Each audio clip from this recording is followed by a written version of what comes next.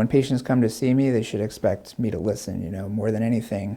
I have to hear their story. So, I go in the room, I have an idea of what's going on. I've looked at, usually looked at their images, and I really just need to hear from them, what their problem is, what's bothering them, how it's happened, how it's progressed, so that I can understand and put all the picture together and try to help them with a plan. The types of symptoms patients often have that lead them to me are nerve pain, like shooting pain that goes down their extremities, their arms, their legs, weakness, numbness, those kind of things.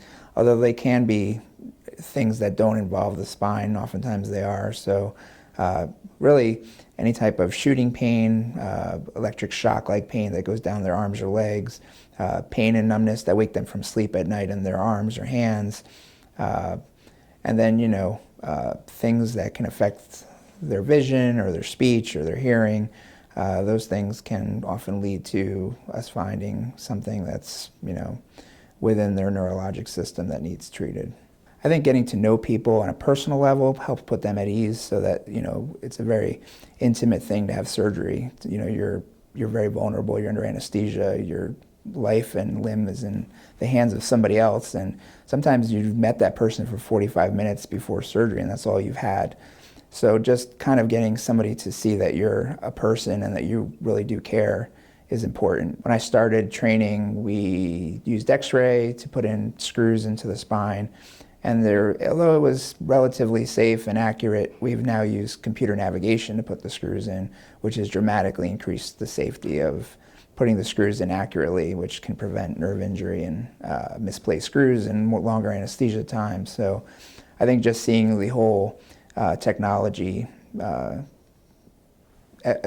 evolution of technology has really become dramatically better. The reason why I've loved being here in Zanesville is I really like the patient population. The population in general are, hardworking people that want to get better, and they come with a problem that they're genuinely interested in having it fixed, and that's not something you see everywhere. Yeah, my favorite thing that I do in the day is actually operating, because we talk about how we're going to make people better, but when you actually get to see the mechanical results and see the things get fixed, it's always gratifying. I always remember patients that are especially elderly. I've operated on a 92-year-old who had a tumor in her neck, in her spine, and I think a lot of surgeons may have turned her away. You're 92, this is high risk, but at the same time, if you're a high-functioning 92-year-old person, do you want to live with weakness and pain? So I operated on her and she did well. I think sometimes you have to take a risk along with your patient, because sometimes it's worth it. I don't think patients understand that, we have our own lives, and we've actually, some of us have seen and gone through things that they're going through, so we do have empathy. For instance, I've had a family member with a herniated disc and terrible nerve pain, and I've watched, him go through that. So, we do have empathy as to what they're going through, but we have to be scientific in what we do.